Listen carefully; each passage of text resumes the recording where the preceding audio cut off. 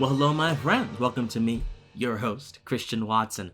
So, my friends, on May 31st, in the early 1920s, on this day that I'm making this video, between May 31st and June 1st, was a period in American history that was most certainly condemnable and is still most certainly condemnable, and a reminder of the struggles that the country at one point in time faced, and I suppose, although I wouldn't give much credence to this, to a lesser extent, still faces in the minds of people who have a particular persuasion. I'm talking about the Greenwood Tulsa Race Massacre, which is being panned on this centennial anniversary as being indicative of a state in America that is still going on today in a much more covert way. So for those of you who are unfamiliar with the Greenwood Tulsa Massacre, there was a prosperous area in the city of Greenwood, Tulsa, Oklahoma, back in the 20s that was dubbed Black Wall Street. And I'll get more into Black Wall Street and the mechanics a little bit more later.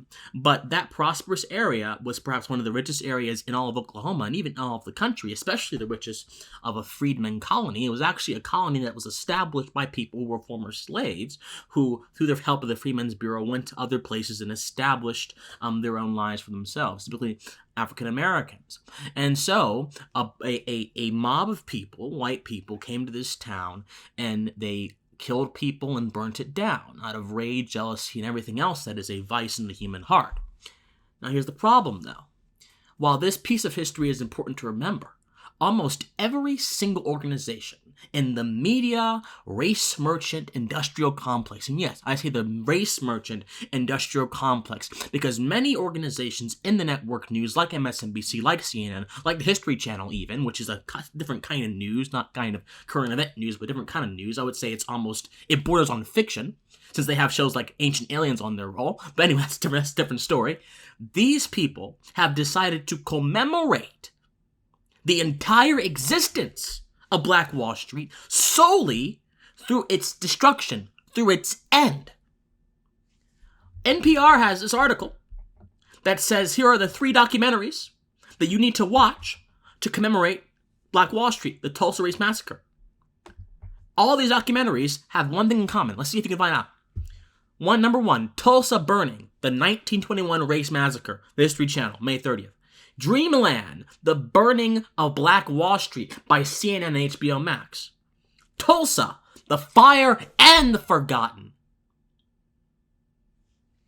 Every single major documentary, including one that was produced by LeBron James, who has taken a keen interest in the history of Black Wall Street, Greenwood, Tulsa, talks solely about its destruction, solely or primarily about its end, and not about what it represents philosophically. Of course, they have to say, well, Greenwood was successful. But if they say Greenwood was successful and immediately say, but it was destroyed, people immediately pair that with an idea that Greenwood and what happened in it was not by itself successful because it was eventually destroyed. Let me tell you guys a story before I get into this. During one of my debate trainings, I was on a debate team that was incredibly, and still is incredibly left-leaning. And almost all of them have a very low opinion of me because I am not left-leaning. I am a philosophical individualist, a libertarian who believes in the goodness of the inherent goodness of the American experiment.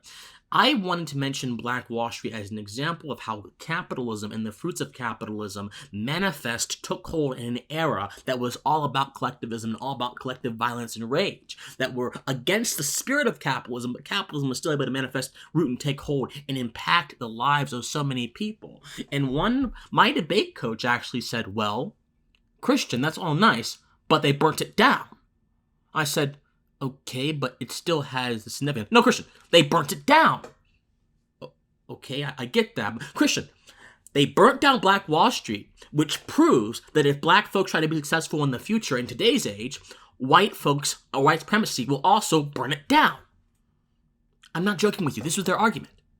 And this kind of argument is repackaged and exhibited through this fetishistic emphasis on the death, on the destruction of Black Wall Street. There is a fetishism that the media has in furthering and advancing their narratives and furthering and advancing their arguments for death. because destruction and the emotional rage and turmoil that emerges from these events is more effective than talking about how these events mean something broader philosophically. So, let's talk about Black Wall Street. Black Wall Street was literally the engine of the result of voluntary exchange between people in an economic context. Black Wall Street, as this Atlanta Black Star website says, they were leading in luxury possessions. Oklahoma only had 2 airports, yet 6 black families in Oklahoma in the 1920s, 1910s actually, before black folks were even able to really breathe in society, owned their planes. The average income for a black family in the early 20th century was well over what the minimum wage is today. In fact, they were making about $500 a day. Now, in today's money, that's much, much, much, much higher. Can you imagine that? These former slaves were some of the richest people, even richer than white folks were, in a state that's in the Southwest. That was certainly not an environment conducive to them. Not only that, but this was not an accident. The slaves quite literally fled to this area, established it, purchased land, bought and sold it, and created this economic enclave of brilliance, of absolute brilliance. As this article here says, in Black Wall Street, there were about 200 businesses that were owned by African Americans. There were 23 churches, there were 2 newspapers, there was a public library, a live pianist. These schools taught Latin, they taught chemistry and physics. This is education that was superior to even many of the white-owned and white-ran businesses and schools in that area. All created by freed slaves. What am I saying to you guys? What I'm saying is, if you have the mentality for success, if you have the mentality for greatness, if you are freed from your mental shackles, you have the ability to imprint greatness with intention into this world. You don't have to be bound by quote-unquote systems of oppression if you know that you yourself are a epistemically and spiritually free individual. And every person who wielded that torch, who wielded that light of brilliance in Black Wall Street understood that, which is why they had so much success. And yet, I was reading a tweet the other day that said, Black Wall Street proves why black capitalism doesn't work. So let me give you guys this example. If I have a brand new 2021 pickup truck, and that pickup truck has everything right with it, if someone comes along and takes a sledgehammer and destroys my pickup truck, does that mean that my pickup truck was inherently deficient? No! It means that some person came along and stopped or tried to stop what was already excellent. The excellence of Black Wall Street is not defined by its destruction, but by its creation. It's defined by the fact that in the conditions that it was in, it existed in the first place. But yet, we want to focus on the burning, the destruction, the death. And of course, there are political opportunists in our modern age who want to take this seminal moment of excellence that shows just the power of voluntary exchange and capitalism for black folks as a liberating mechanism from the dependencies of systems, as a liberating mechanism from the mediocrities of that age, where many freed people had to go in to become sharecroppers because they couldn't really afford anything else. No, these people said, we're not going to do that. We're going to work for ourselves. We're going to understand our own self-worth. We are not people who were just slaves. We have liberated ourselves mentally from that class and that distinction of slavery, and now we're something much greater. But of course, no. We want to quite literally contradict the mentalities that created Black Wall Street to commemorate its destruction. What do I mean? Well, Joe Biden signed a proclamation today on Monday declaring that there is going to be a day of remembrance for the Race Massacre, and that during this remembrance, we have to commit together to eradicate systemic racism and to help rebuild communities and the lives that have been destroyed by it. For a lot of these people on the left, Greenwood, Tulsa is nothing more than an instance and example of how white supremacy or systemic racism destroys things. But in all reality, its example, its accomplishments are so much more greater than that. But that's not the sexy story, is it? To say that through capitalism, through voluntary exchange, through peace, through respecting the rights of others, you can become successful even in an age that is against every single principle that reflects voluntary interaction, that reflects free economic exchange, that reflects individualism. Even in an age and an environment that is not conducive to your success, you can grow. That's not sexy, though, because that goes against every single thing that is coming out of the media industrial complex. That goes against every single philosophy that emerges from a oversimplified view of the world that is harbinged by social justice, that is brought forth by critical race theory. That goes against every single vestige of this sort of intellectual empire of doom that black folks have been sold over the past few decades, even the past century or so. It goes against every single thing. But the empirical evidence speaks for itself. The empirical evidence speaks for itself.